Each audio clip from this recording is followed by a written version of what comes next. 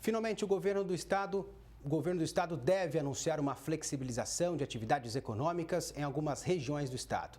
A expectativa é que cidades da macro-região de Ribeirão Preto possam retomar as atividades.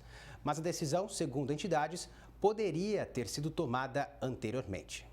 Desde o dia 24 de março, cidades do estado de São Paulo vivem uma quarentena. O principal objetivo do governo era achatar a curva de contágio pelo novo coronavírus. Porém, nos municípios da macro-região, a Covid-19 nunca saiu de controle. Agora, o governo deve levar em conta os dados individuais de cada região e finalmente anunciar uma flexibilização da economia.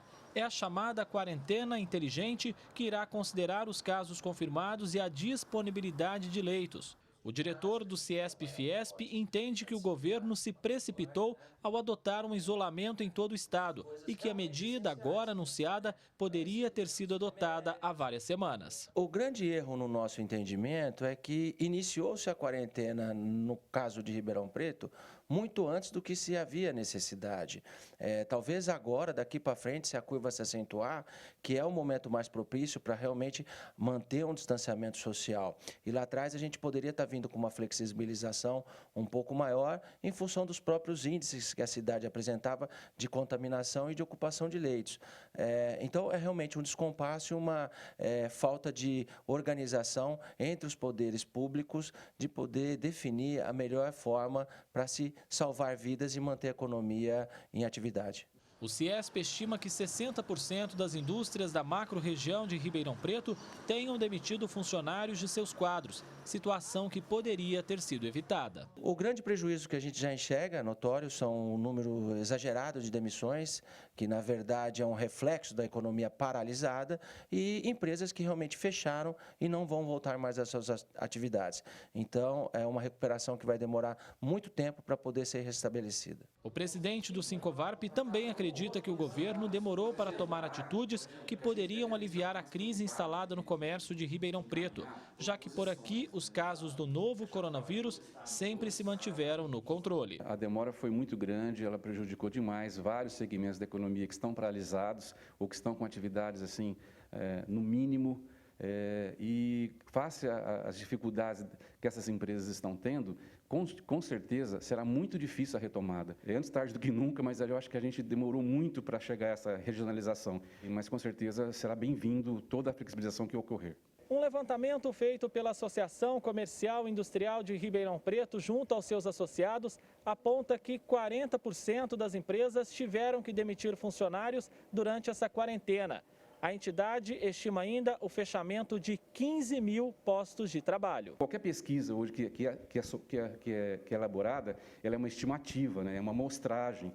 Então, com certeza, a gente, nos próximos dias, quando as atividades efetivamente retornarem, a gente vai ter números assustadores, infelizmente. Duarte Nogueira tentou flexibilizar alguns setores da economia durante a quarentena, mas foi impedido pela Justiça e decidiu seguir o governador João Dória.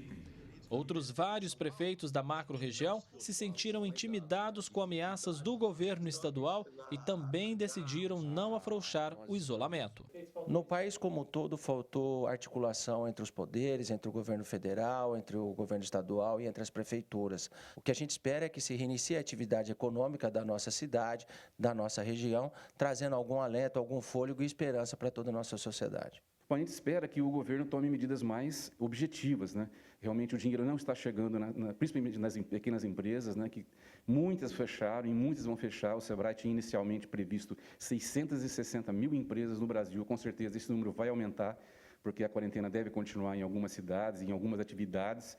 E mesmo o shopping center, setor de serviços, tem muitas atividades que passaram do limite. Então, infelizmente, a gente vai ter realmente um grande número de fechamento de empresas e aí a economia, com certeza, vai demorar para retomar no nível anterior. André Costa para o Jornal da Clube. Agora, ao vivo, Thaisa Pinheiro traz mais informações. Thaisa.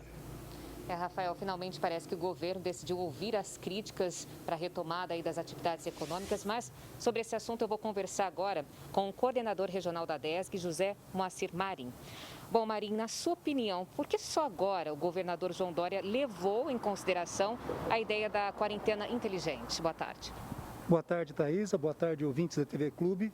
Bom, talvez essa pergunta deveria ser feita para o próprio governador. Se nós observarmos a tomada dessa medida nesse momento, ela apresenta uma certa inconsequência, porque você tem o número de pessoas, o número de óbitos aumentando, o número de cidades que estão tendo casos de Covid aumentando.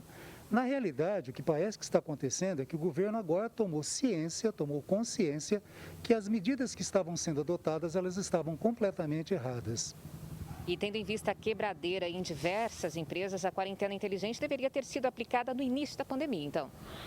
Eu não digo no início, eu acredito sinceramente que as duas ou três primeiras semanas, elas foram extremamente importantes, porque o sistema de saúde estava numa situação difícil. Então, até você conseguir comprar alguns equipamentos de proteção, adequar o número de hospitais, mais leitos, mais respiradores, então foi extremamente necessário para evitar um colapso do sistema de saúde, as 2 ou 3 primeiras semanas iniciais do isolamento. Depois dessa fase, era perfeitamente possível uma flexibilização. Então, se agora é inteligente, o sistema de isolamento aplicado anteriormente pode ser sim considerado inadequado.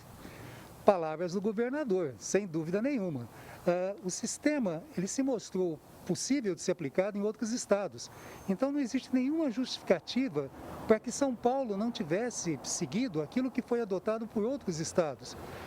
O governador é que utilizou o termo inteligente nesse momento. Realmente significa que, então, tudo que estava sendo feito até esse momento devia estar errado. E, Marim, faltou diálogo com os prefeitos que há semanas tentavam aí mostrar ao governador que essa quarentena inteligente era possível em cidades onde a situação do coronavírus está controlada? Sem dúvida nenhuma. Diversos prefeitos, por exemplo, Piracicaba, Sertãozinho, Ribeirão Preto, tentaram reabrir o comércio, tentaram flexibilizar a abertura do comércio. Infelizmente, o governador do estado de São Paulo foi inflexível. Ele utilizou, inclusive, o Ministério Público Estadual para impedir essa reabertura. Sem dúvida nenhuma, seria possível há mais tempo essa reabertura.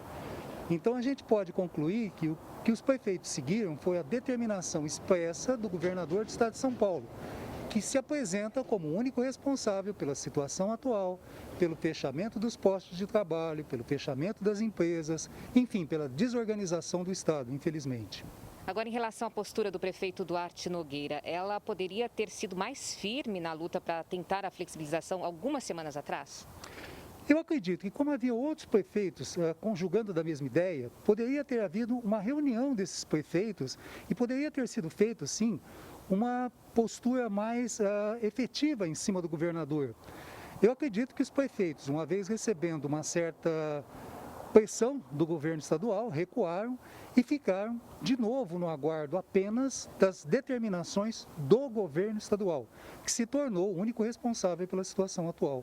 Na sua opinião, passando toda essa situação, o governador ele pode sofrer alguma consequência? Bom, a Assembleia Legislativa do Estado de São Paulo vai ter que analisar uma série de coisas. Nós devemos lembrar que já em fevereiro de 2020 havia uma determinação do governo federal de alerta que foi solenemente ignorada pelos governadores dos estados brasileiros. A Lei 13.979 estabelecia um comando central do Ministério da Saúde, que depois o STF flexibilizou para os governadores e para os municípios. Isso causou uma verdadeira desorganização geral no país. Sem dúvida nenhuma, a Alesp vai ter que examinar com muito cuidado a atuação do governador nesse período. Bem, Marim, obrigada pela sua participação aqui no Jornal da Clube. E daqui a pouco, gente, nós vamos mostrar também que um novo remédio está sendo testado e pode ter tido bons resultados aí contra a Covid-19. Eu volto com você, Rafael. Tá certo, até já, Thaisa.